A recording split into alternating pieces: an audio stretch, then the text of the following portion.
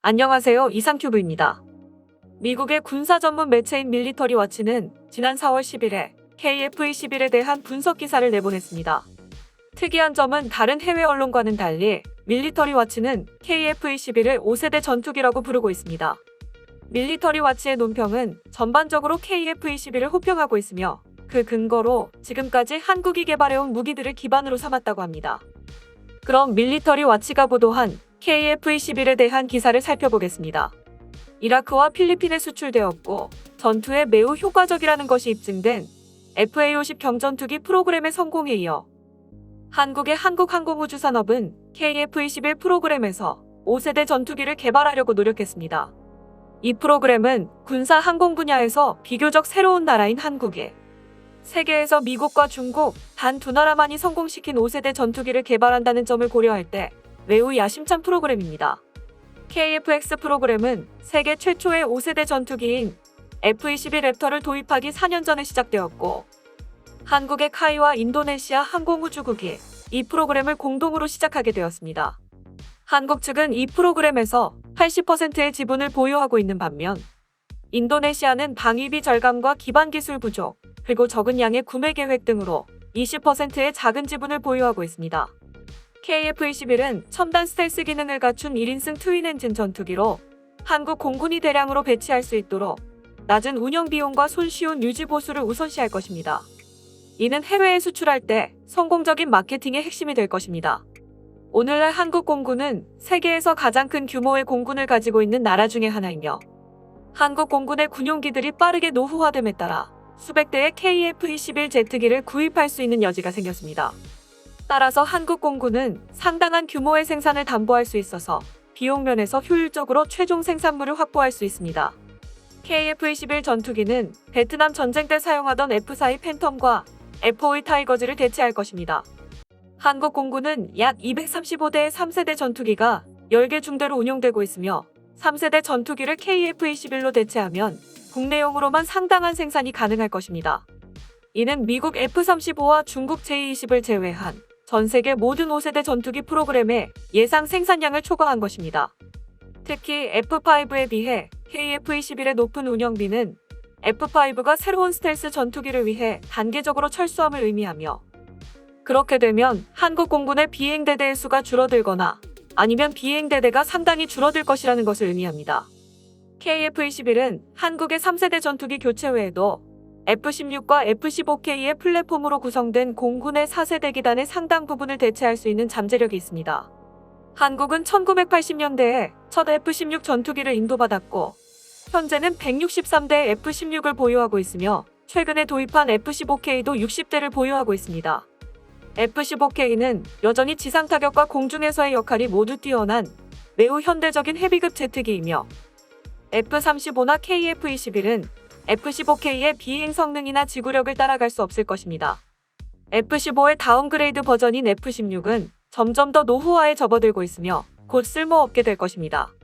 한국 공군은 F-16의 정기적인 설계 업그레이드로 F-16의 수명을 연장할 수 있지만 한국 공군은 F-16을 KF-21로 대체하기 위해 F-16의 상당 부분을 퇴역시키려 할 가능성이 높습니다. 한국의 신형 스텔스 전투기의 비교적 낮은 운용 비용은 이 전투기를 상당히 저렴하게 만들 것이며 이는 곧 한국 공군의 업그레이드를 의미할 것입니다. KF-21은 한국 공군뿐만 아니라 동남아 국가들에게 판매하기 위해 수출용으로 출시될 것이며 동남아 국가들은 KF-21의 주요 고객이 될 것으로 예상됩니다.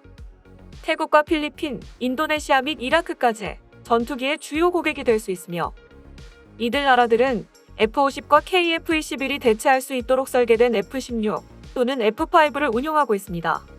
KF-21의 장점은 F-35에 비해 스텔스 기능이 낮고 엔진 성능이 떨어지는 반면 운영 비용이 저렴하고 유지 보수가 용이하며 가격도 저렴합니다. 신형 전투기는 F-16과 F-35보다 더 빠르고 더 높은 고도에서 운용할 수 있을 것으로 기대되며 다양한 종류의 첨단 기술들이 탑재되어 있습니다. 이 중 가장 주목할 만한 것은 유럽 타우러스 순항미사일과 F-35에 탑재된 AIM-120의 약 2배의 사거리를 가진 미티어 공대공 미사일입니다. 또한 KF-21 전투기는 미국의 미사일과도 호환될 것으로 기대되고 있습니다. 즉 한국공군은 미국이 개발 중인 AIM-260 장거리 공대공 미사일을 KF-21에 통합할 수 있을 것입니다. AIM-260 장거리 공대공 미사일은 10년 안에 서비스를 시작할 것으로 예상되며 이 미사일은 유럽의 미티어보다 사정거리가 더 길고 기동성도 뛰어나며 더 저렴할 것으로 예상됩니다. KF-21에 대한 예상의 근거는 K9 자주포와 K2 전차부터 FA-50 전투기와 현무3 순항미사일에 이르기까지 매우 높은 성능과 비용 대비 효율적인 무기 시스템을 개발해온 대한민국 국방부의 선례를 근거로 삼았습니다. 그러므로 KF-21은 미국과 중국 외에 세계에서 가장 성공적인 5세대 전투기 프로그램 중 하나가 될 것으로 기대되고 있습니다. 러시아의 수호이 57 프로그램은 매우 적은 생산량 때문에 고전할 것이고 터키의 TFX 프로그램은 외국 기술에 크게 의존하고 있으며 기반 기술이 없는 터키가 가진 능력보다 너무 큰 야망을 가지고 있습니다. 또한 파키스탄의 5세대 전투기 프로그램인 AGM은 중국과 공동으로 추진되고 있으나 파키스탄보다는 주로 중국 중심으로 개발될 것으로 보입니다.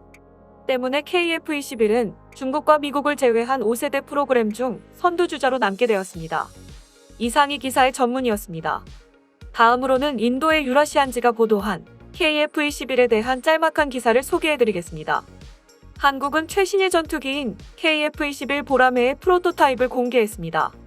현재 한국에서 가장 야심차고 비싼 무기 프로그램입니다.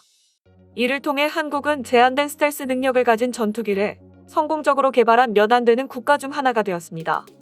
인도의 5세대 전투기 프로젝트인 AMCA도 KF-21과 비슷할 것으로 예상되며 둘 다 이륙 중량이 25톤인 트윈 엔진 제트기입니다.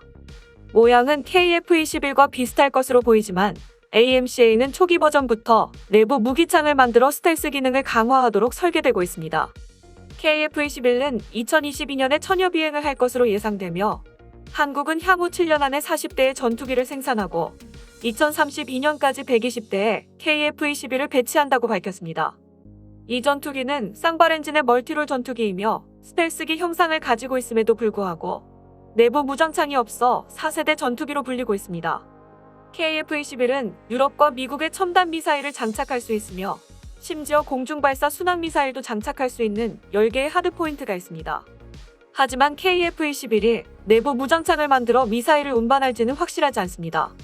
KF-X의 결과물인 KF-21은 노후화된 한국의 전투기들을 대체할 것이고 미래에는 F-35 전투기를 보완하기 위한 것입니다. 하지만 전투기를 개발하는 것은 그 자체로 어려운 과제입니다. KF-21을 설계한 카이는 자체 개발한 FA-50 경전투기와 한국 공군이 사용 중인 F-16CD 등의 군용기 제작에서 이미 많은 경험을 쌓았습니다. 국방 전문가인 토마스 뉴딕은 KF-21이 F-22와 F-35에 채용된 두 개의 꼬리 날개와 동체 모양을 가지고 있어 F-22와 F-35가 가지고 있는 기능을 KF-21도 일부 가지고 있을 것이라고 지적하고 있습니다. 미국 5세대 듀오의 경우처럼 첨단 스텔스 기능을 갖추고 있지는 않지만 이 쌍발 엔진 제트기는 성능 면에서 F-35와 F-16 사이의 차이를 메우기 위한 것이므로 미국 및 기타 국가에서 우려가 지속되는 F-35보다 비용 면에서 저렴해야 합니다.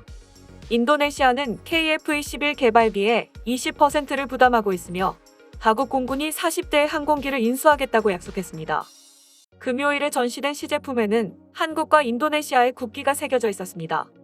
이상이 기사의 전문이었습니다.